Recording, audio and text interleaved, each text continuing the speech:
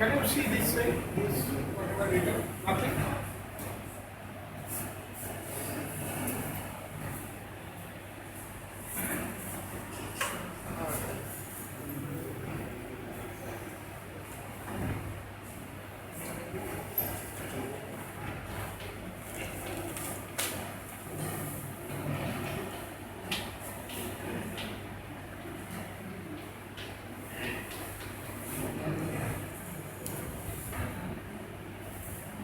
Now this is always positive term.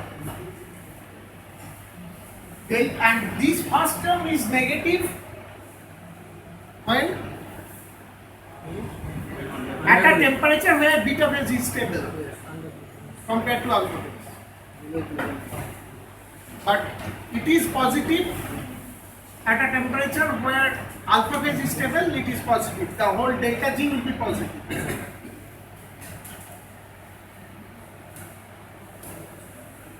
So at that temperatures, embryos of all sizes are unstable. However, statistically there is a steady state distribution of size of embryos. Size distribution meaning number for a particular size. So there is a steady state distribution of size of embryos. The individual embryos may be growing at a particular instant, some other embryos may be shrinking back, but statistically a steady state distribution, size distribution of embryos remain even at a temperature above the beta phase is stable. Now that size distribution is characteristic of a temperature. Different temperature, your size distribution is different. Now where beta phase is stable, the first term is negative, and for a small size, R is small, then the second term dominates, but for larger size, because it goes proportional to R cube, this dominates. So you have your delta G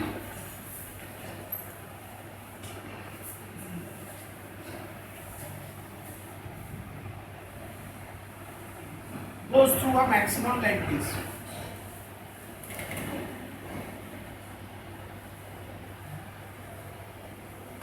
At a temperature which is lower than the equilibrium transformation temperature.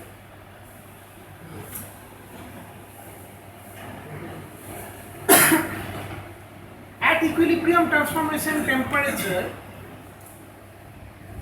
so how do you find this? What's this height? Which is delta G star or W? Sometimes in some book you will see this height, activation energy or gives free energy formation of the critical nucleus is denoted by W. Somewhere you will find delta G star. This is your R star.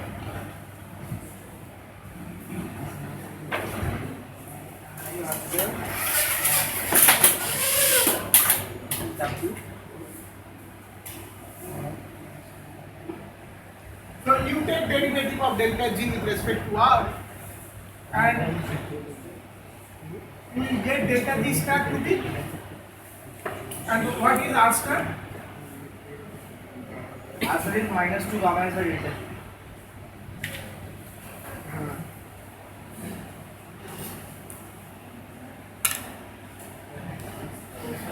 pi gamma कोई delta G square.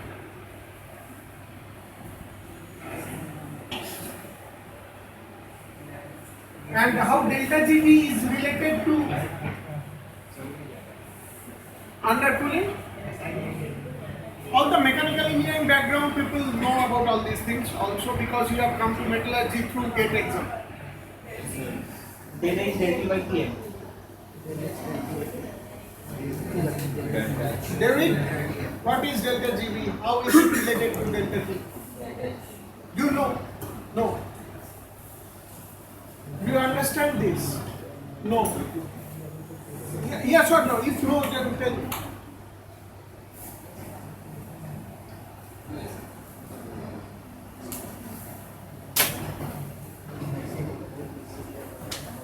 Because we had our delta G equation as volume multiplied by delta GV and surface area multiplied by gamma, which is 4/3 pi r cube. So this volume is 4/3 pi r cube, and this is 4 pi r square for a spherical. Yes. Then, if you see that the first term, then because this is negative at a temperature, we are considering at a temperature where delta GV is negative, this will go down like this. Whereas the second term, it is a positive term, it will go like this. The summation of these two will be the delta G, and so initially it will increase, but later because of this R proportional to R cube, this will come down like this. So you will get this maximum point in delta G by taking derivative of delta G with respect to R and make it 0. You will get R star, and you put R star meaning the point at which delta G is maximum, and you put the expression of R star here, you will get the delta G star corresponding delta G. So the expressions are like this. Now delta GV, which is the gives free energy difference between G beta minus G alpha per unit volume of beta, that is given by delta H minus T delta S. And for a small temperature difference from the equilibrium temperature, that delta S can be equal to, like, it is assumed that delta G is 0 at equilibrium temperature, and delta S is taken to be delta H over T, and you ultimately get delta H V multiplied by delta T divided by TE. Now delta T is undercooling, which is TE minus T. Delta T equal to TE minus T.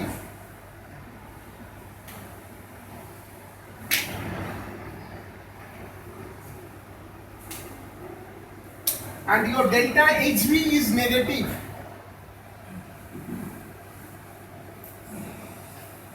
Okay, at a temperature below the transformation temperature, so delta GV is negative.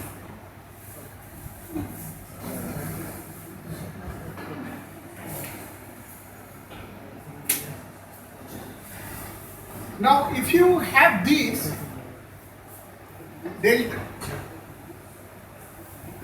people who do not have proper background in this nucleation theory, please pay attention that delta GV is proportional to delta T, and your delta G star is inversely proportional to delta GV square, which you can replace by delta T square, which is, and this is inversely proportional to delta GV, that means inversely proportional to delta T. That means if you go to a lower temperature, your undercooling will be high, your R star will be low, your delta G star will be low. What is delta G star? This is the barrier for nucleation. So if it is low, then nucleation is easy. And if R star is low, formation or probability of formation of that cluster of that size will be higher. So it will be, nucleation will be easier. So if delta T is high, both your activation barrier as well as the R star decreases from those equations. So you can draw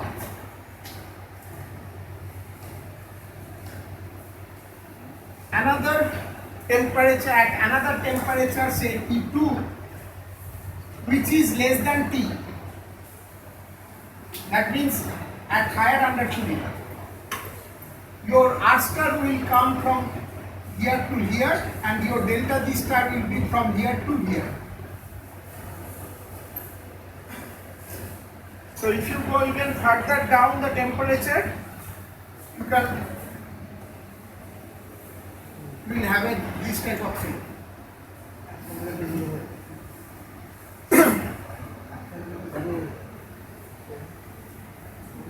What happens at delta T equal to 0? What is delta T star? What is delta T equal to 0? At what temperature delta T is 0? At equilibrium temperature, delta T equal to 0, your delta T star will be infinite, R star will be infinite. So if you have to draw delta G versus R at TE, how the curve will look like? Only second term. Yes. This.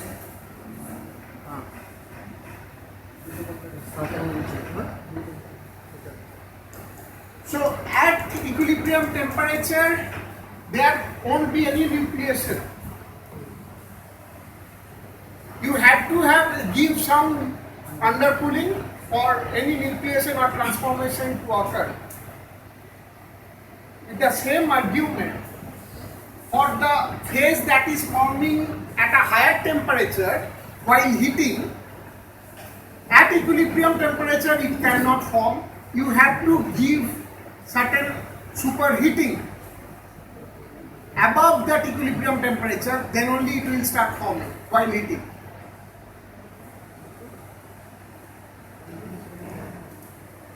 The equilibrium transformation temperature will be in between these two. This phenomenon is called transformation hysteresis.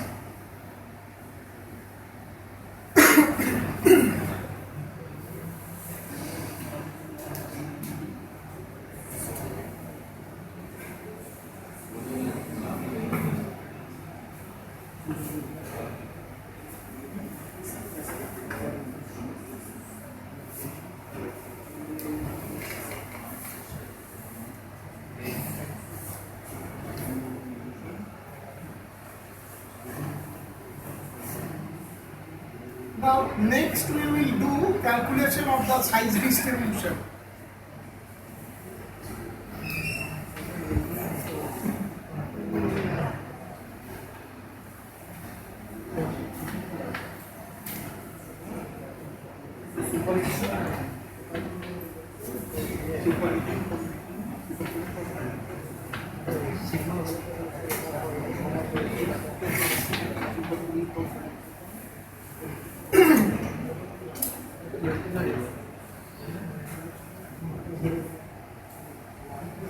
That is number of embryos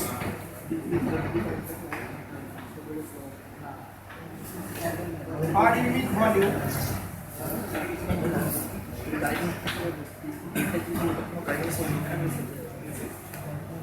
as a function of their size.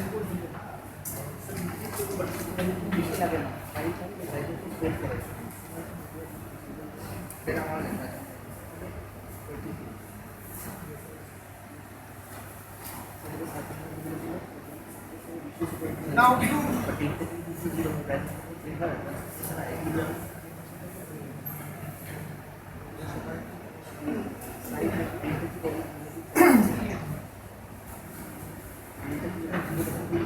so it is assumed that to do that, to find out number of, so the size distribution of embryo, two things are assumed. One is a quasi-equilibrium kinetics assumption. It says that virtual equilibrium exists and that is not distorted by the continuous removal of critical size nuclei from the distribution. Virtual equilibrium exists, meaning, say, number of embryo of size r, and if there are n possible sites where the embryo can form, and this n will be the number of total atoms in the system, because every atom is probable site for homogeneous nucleation. Then there is an equilibrium between nr, so there is an equilibrium fraction, which is, so that is the quasi-equilibrium thing, and that equilibrium does not get disturbed by the fact that nuclei are stable, some stable nuclei are forming. So in a particular point of time, so this equilibrium is maintained. And the second assumption is that a group of embryos of given size, say of size r, it behaves independently of all other size groups. The second assumption permits the calculation of the number of a given size, that is nr, without reference to other. So what is the first?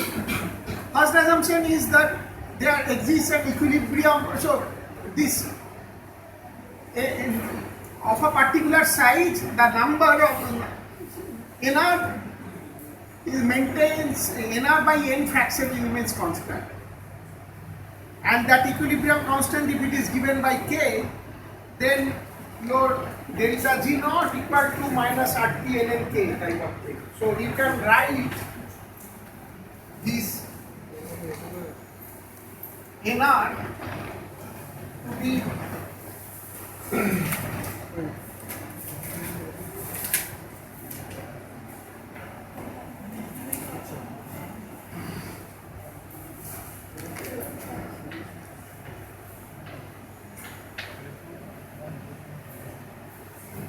say Boltzmann's constant Kt ln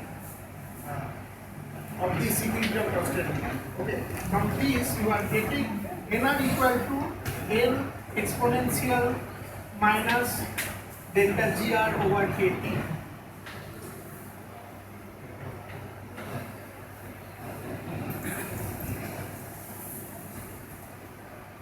So critical nucleus, so n is the number of embryo of size r, number of embryo of size say r star,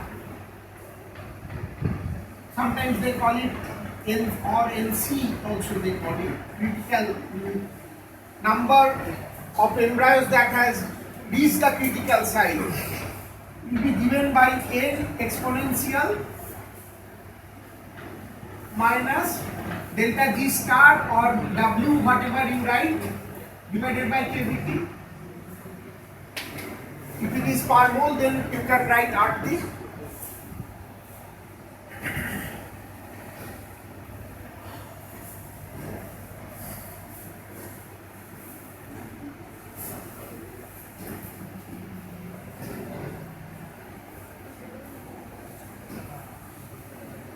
If any atom gets attached to that critical nucleus, it becomes stable.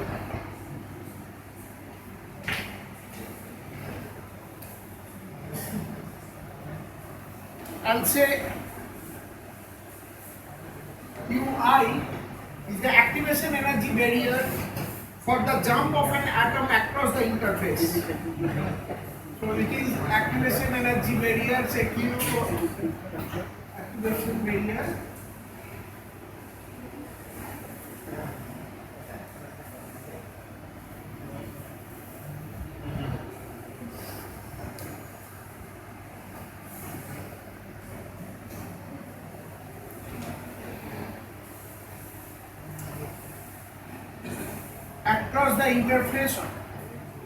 Across the interface between the parent and the product.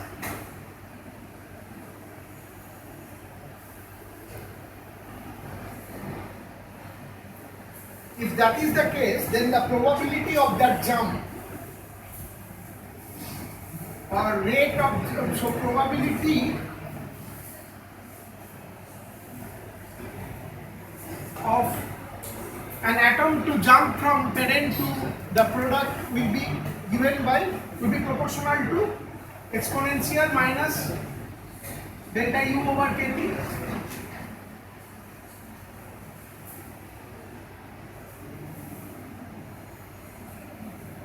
So frequency with which a critical embryo becomes stable will be given by,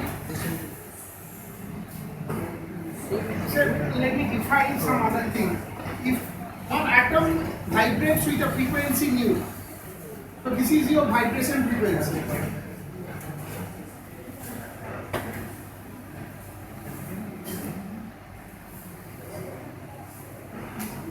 And say if your embryo is this and there are many number of atoms which is around the surface of the embryo in the matrix but around the surface of the embryo, that number say ns, and if it is a critical size then let us say ns star. So what is ns star? This is number of atoms in the matrix at the surface of the critical embryo. So number of atoms in the matrix, The probability of jump.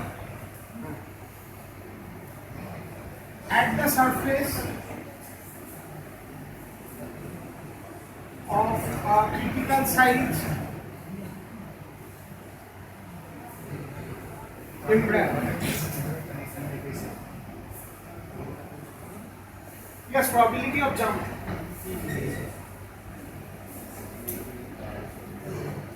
So one atom can jump from, so these atoms, NS star atoms which are there, they have to jump this side across the interface. These atoms at the surface in the matrix, they have to jump to the embryo to make it stable. So that probability is given by this.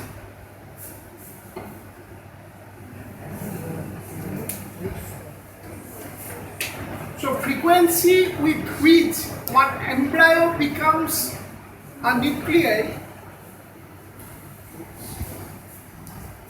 will be given by, so if not, the frequency with which one critical size embryo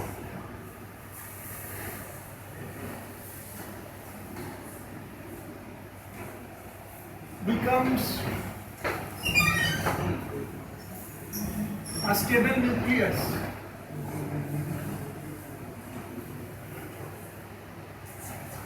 is given by the vibration frequency of these atoms multiplied by the probability of that atom to jump this side